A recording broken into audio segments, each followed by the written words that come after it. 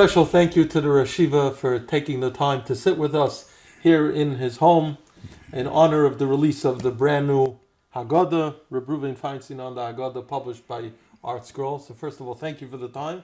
It's a big schus to be here. My pleasure. Thank you. As I said, a mazel tov on this beautiful publication, written by the Rosh Yeshiva's Einikel, Reb Avram Meir Weiss.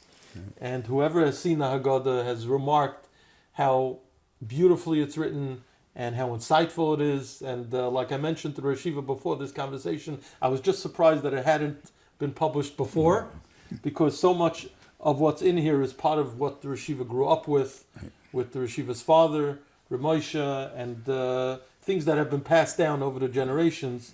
In a nutshell, what would the Rosh Yeshiva say is the goal of this Haggadah that the Rosh Yeshiva would want people to take out of it? I think that the point is to apply it to their lives now, and to figure and to see the Hashgacha v'HaKadosh Baruch Hu in their own personal lives.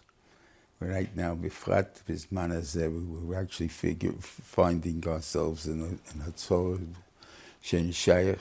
I mean, if you really think about it, it's the 1930s again. And the whole world is against us. It doesn't make a difference whether you're in America or everything else. And the same thing existed when Nazi Germany. Roosevelt was against the Yidden, and he didn't let the Jews into America. Mm-hmm. England didn't let Jews into the soil. And so the whole world is against us. What the Rebbeinu Shem's cheshbonos are, I don't know. But we have a guarantee that he's always with us, whatever that means. And we see Taka how he grew, and Klal Yisrael has grown. And the influence that Klal Yisrael has in the world, it means it always had great influence, even when they were discriminated completely. They had to become goyim to become, but they were the Israeli or other people who became mamish melochim in their countries, and they were Jews. Mm-hmm. And you're the most despised people in the world. So, like, how is it shaykh? That's obviously Hashgacha Pratis of HaKadosh Baruch Hu, whatever he has in planned for us. And we see that now also. Growing up in the Yeshiva's father's house, in Reb Moshe's house, was there any component of the Seder or Pesach in particular that you remember as being very unique? See, it's hard to call unique, because to me, that was normal. Uh-huh. And so I'm saying, when people ask me to tell them stories about my father, how can I say, tell me a story about your father? And they laugh, and they say, like, yeah, but I say, because same thing, I only had one father. I have no other, I can't compare him to anything else. Right. So therefore, I can't really answer. But let's say more specifically, by the Seder, did Reb Moshe say a lot of divrei Torah, a lot of verlach? He was open to all questions, and whatever it is, and he said a few vachta, 3 times. And it was over the years, it was a different point. Didn't say the same thing over every year. He said a different idea every year. But it was about 3-4 different places in the Haggadah that he would talk about it. And the different things every year? Yeah. And we would, and as I say, we would all ask whatever we wanted. So it doesn't make a difference. And I don't even remember half the Torah. Put it there if I would have remembered it. In Reb Moshe's house, was the Afikoman stolen? Yes, we would steal it. The most reward we gave was Mr. Avner. He was a guest always by the Rosh Yeshiva. He was a balabos in Yeshivah, and he always came for Pesach to us. He had a few guests. We had a few harmonists that would eat at the Seder with us. And he would be with us. And his was a one that was worth money. The others were not worth anything. But the mindset was, it kept the interest. Right. We would hide it. God, I show I think in the Haggadah, I think it's discussed that we found a different method of keeping the kids up without going into Haggadah, right? Haggadah, right. Right. The Yeshiva describes how everyone sings different parts of things. They act make sounds. Right. Whatever it is. Still Arayim, the Yeshiva does that? Arayim. Obviously, I don't have the Seder by me anymore. I'm the guy that goes to my kids now. I go to 2 different, I have 3 kids living in the neighborhood. I go to 2 a year. So the thing Dalton. And before then, maybe going back 10, 15 years ago, we would still have everybody by my Seder. About 40, 50 people. I mean, but now it's just the family. But they already have that many people, so... Very interestingly, the Rosh Yeshiva describes in this Haggadah how he used to sit next to his father, next to Reb Moshe. It sounds like the Rosh Yeshiva had the seat of honor next to Reb Moshe. And I found it fascinating, the discussion here in the Haggadah, and I encourage everyone who buys the Haggadah to read this. At the bottom of some of the pages, the Rosh Yeshiva discusses minhagim of the family. And the Rosh Yeshiva describes how Reb Moshe had 2 matzahs, and the Rosh Yeshiva has 2 matzahs, which is minik agra. Right. And but the Rosh Yeshiva's brother Hagon Reb David, sitting over there. he would sit over there. He had 3 matzahs. Right. And the Rosh Yeshiva goes on to describe how Reb Moshe never said anything to Reb David about it. I'll tell you even better than that if you really want. This is an interesting part of Allah, or how much He had trust in us. I can't answer that. I assume my brother had 3 because they've been gelernt in this class. You know, you have to have a 3, and every Kaira has 3 things there. So you know it's 3. What's place my cup in 2? Okay, could be. I don't know. But since it's a machlekes rishonim, my father would not correct it. In other words, because that means we're passing rishonim of 2. We're not passing rishonim of 2. We're not minig. But we have the halacha. I can't tell you what the halacha is, because machlekes rishonim. If Klal sold us 3, if Klal sold us 2, there's no psak halacha. There's no 2 is right, 3 is wrong. Something like that. The same thing applies to tefillin on Pesach, where a kaisal ala benching. Benching ala kais. Benching ala kais. So he would tell us, if the wine is on the table and the kais is on the table, you bench with it. If it's off the table, do not bring it. Because whatever you'll do is pshat, you paskening like somebody. If I tell you, if take it off the table, it means you're telling me it wasn't without it. If you tell me to bring it, you tell me passing with it. So therefore, it had to be, if you plant, right, then if you plant like because you had a minyan or Sheva was different because that you had to do anyway. But I'm saying, but if it was a minyan, want to bring a case, make sure the wine's going to be on the table before. Already. Yeah, don't. Very interesting. And what was with tefillin? With tefillin and chalamed. So when I got bar mitzvah, and this was the reason why I was able to change. That's what I'm trying to tell you. When we in tefillin and chalamed, my father, when I got bar mitzvah, told me, chalamed, you'll go after the minyan, the minigun mokum. Okay, this first couple of years I left in MTJ. So we put on film. Then they didn't have a minyan one year. They had the boys' minyan, about the minyan, but they didn't have the thing that I was davening by. We had to go to Beisman Shagodl. They davened Svald, and they did not with film. So I didn't put on film. And Reb Moshe didn't put on either? No, he wasn't there. He wasn't I don't remember why he wasn't there, but he wasn't there.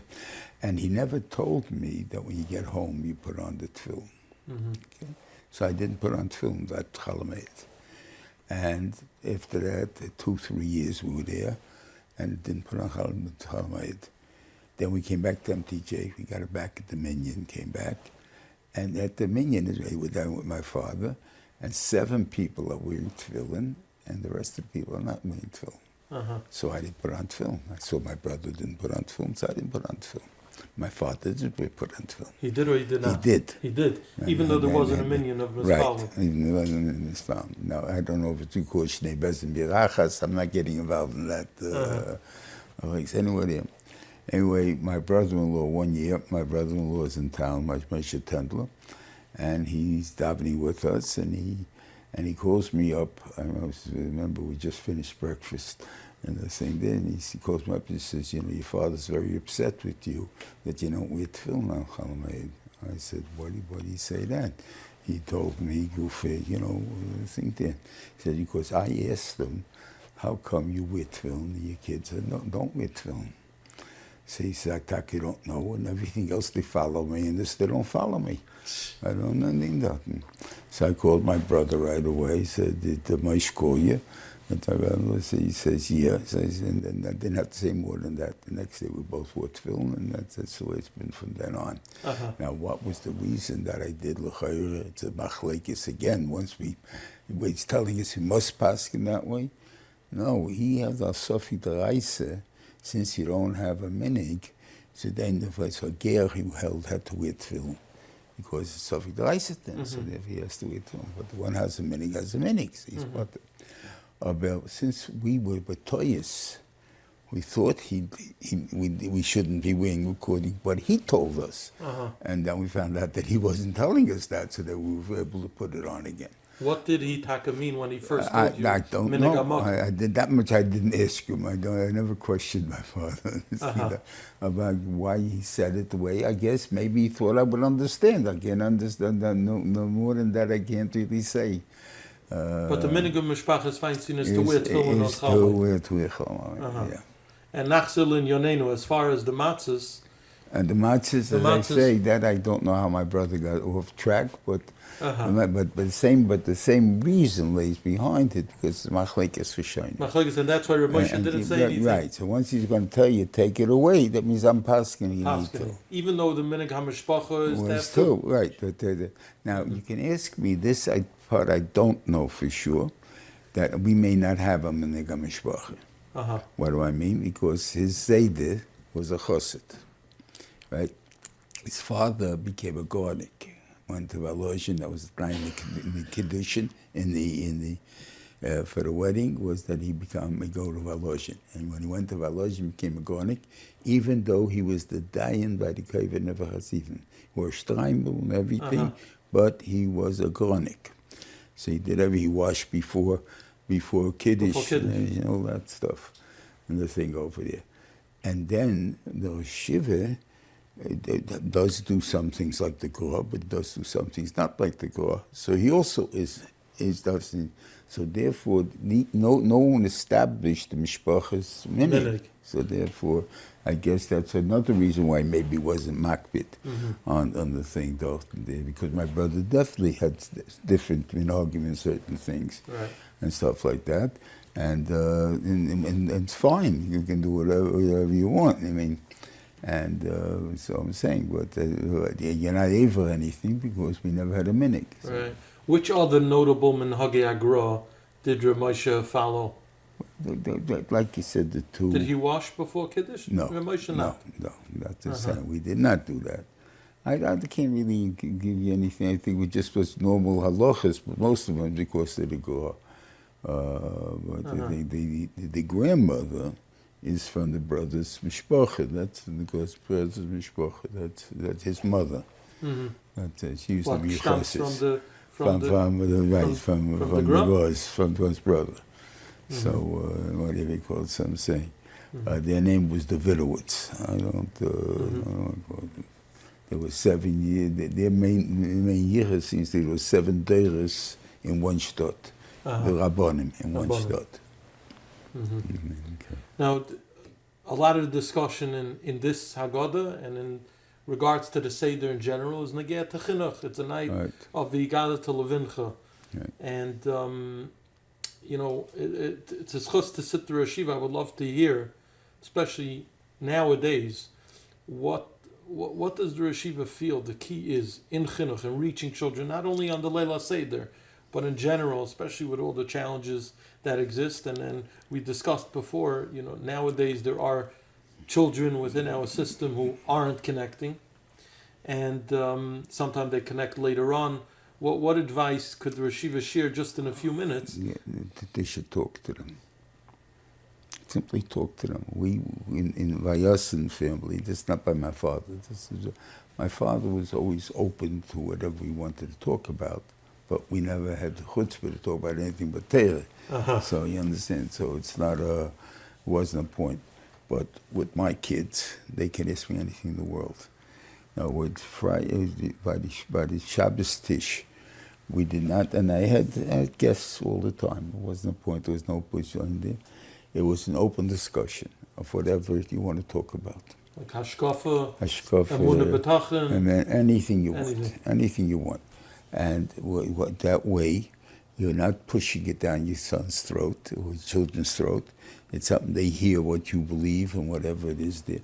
But you have to have a give and take. So it was a point of, they would present always, if they had any difficulties during the week, if there was anything the Rebbe said or something, and we would discuss it. And so it's like now in my Chumash Svarim, there are people that actually use the Svarim for that. at the Shabbos table. At the Shabbos table. To spark conversation? To start a conversation. They take it, one piece, it's written in a way, in the Chumoshim are written, even though the thing was said in one time, but he broke it down when he did it into 2, 3 pages pieces. Mm-hmm. It's an idea and a thing. And that's, what do you think about this? And people offer opinions and stuff like that. That's the way you bring a kid out, get him to understand what you're talking about. I mean, like this, otherwise you're always going to be yelling, you didn't do this, you didn't do that, and whatever it is. Mm-hmm. And that's not the tachlis, and you're not going to be successful either, so it doesn't make a difference. But if you talk and he hears, so he'll do it. And I tiny it because of that. This is my Vayikra part. Is that this what Chazal said? You should learn Vayikra with kids. Right. So what do people do?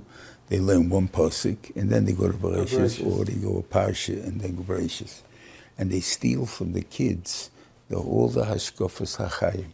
If they would learn Vayikra with them, B'yemes, there wouldn't be a thief in Klal Yisrael.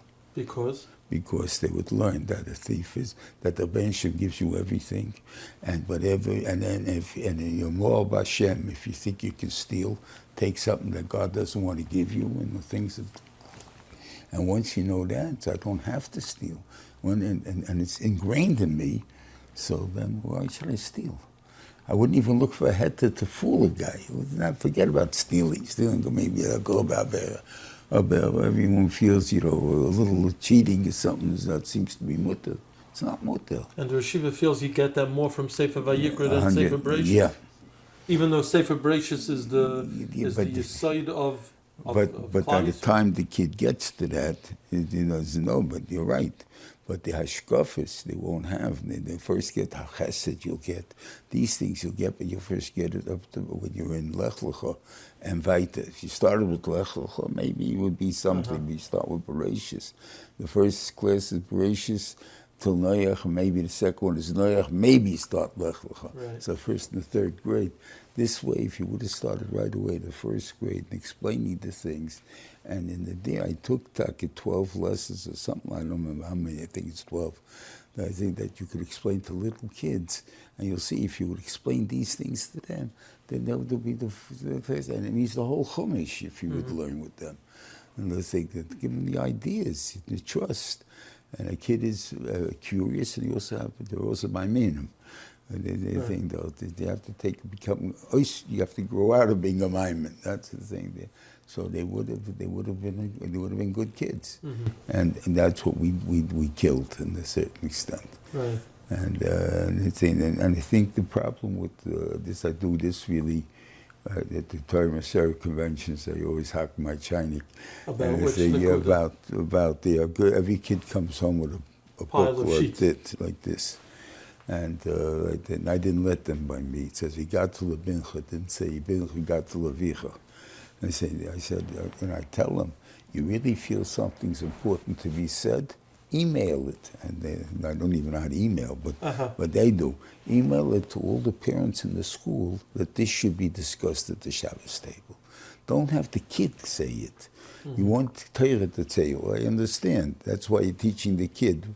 But teach it to the parents to be able to give it over to the kid, not the kid to give it over to the parents. So what is the Yeshiva advising? At a Seder, we have multiple children around the table. Everyone comes with their Haggadah from their Morah, from their Rebbe, and they all want to say Varlach, and there's only a certain amount of time, and they want to make Chatzos for the Afikoyman, and so on and so forth. What would the Yeshiva advise? 2 pieces. It's not in there. I thought it was there. Everyone is entitled to 2 pieces. 2 pieces. One though, is that there has to be, you can say it by prayer, not that you'll read it, and you have to feel that it's important for me to know it.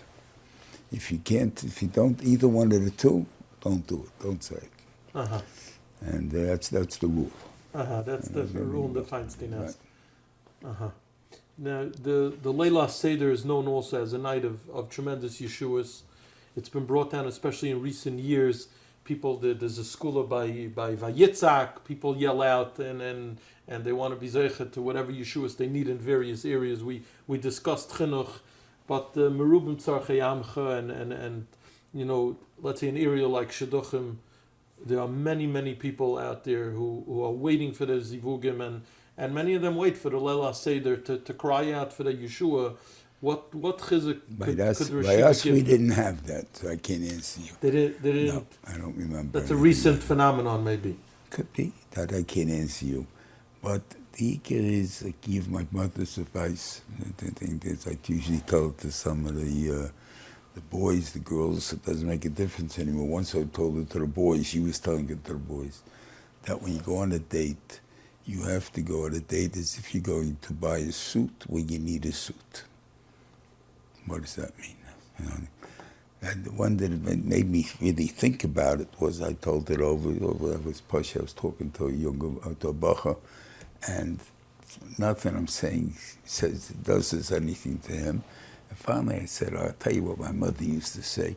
And I told him, he got engaged about 2-3 weeks later, and he comes back, what you told me changed my whole attitude of how I'm going to, what I do. I remember I used to go to Sims. You remember Sims? Sure. Okay. Hanukkah time, 50% off.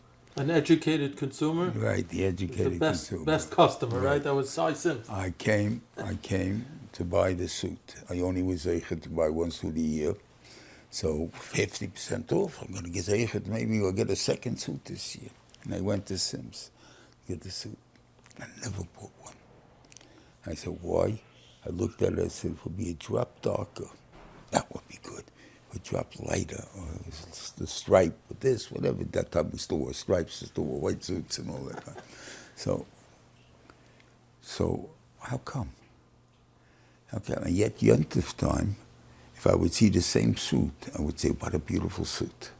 What is my attitude? And I said, if you don't need something, you're looking at the chesards. If you need something, you look at the milas. It's not a compromise. I'm not compromising my values. It's just how your attitude of how you look at something. And that was the difference, I think, what she told him. And therefore, each one should look at the other one with that kind of an eye. It's not going to be perfect. It's not going to be what he called a malavai. It is, but it's not going to be because certain things are unimportant. I used to give this moves to my own, to the Reb Reuven Yeshiva, when they started to go out. The first time, it was in even the Observer wrote it, was the thing, Staten. What was the thing? I asked them once, what do you talk about on a date? And they would tell me, oh, shashkofe, this. I said, okay, very nice, I hear that. But why don't you talk about the important things of life? So they asked me, what's the important things of life? I said, do you sleep with the window open and the window closed? When you drive in the car, do you sit with the air conditioner on or off? Or when you squeeze the toothpaste, do you squeeze it for the middle of the tube, or do you leave the cap off? From the bottom. And they all started to laugh. Okay. I said, yes, why are you laughing? So they said, it's not important. I said, you think what you just told me? You just told me you don't bother asking because it's not important. If it's not important, then how is there ever going to be a fight for the future? It can never be a fight. And the Taka helped once Sholom by his Taka happened. I'm saying this is the point that I try to talk to the people when I talk to them. I figure out how to get dates, how to get this. Then they went, okay, that's it. We don't even look at our own what shaykhs we have to be able to get them. Look at the neighborhood, look at the things, look who lived in the neighborhood, who was a nice little boy at 5 years old who doesn't live here anymore, where is he, and stuff like that. And find out, and then things, and all of a sudden you find, there are people in the world we can talk to. There are people we can track down. And it's not what he called. So it goes. Mm-hmm. As we wrap up the conversation, and again, thank you to Rosh Yeshiva for the time and this the tremendous Haggadah, Mazel Tov on it. Any final words of chizuk for people who are watching and listening as we approach the Yom Tov Pesach? I guess I point out in the thing that it's really for all time. It's not just for Yetzias Mitzrayim. We're now going through, in a way, Yetzias Mitzrayim too. We have to have b'tochen HaKadosh Baruch Hu in all the tzoros that we have, and to realize everything is from Him. Whatever it is, our tzoros and their Yeshuas are all from Him. Why He's doing it, we should always be a teva, in effect, on us l'tayv, but without kindness, with everything. This is our nisayon of our time, and halavai we grow for it. That can be zeicher to the Gula Shleima next month. Amen. Thank you so much.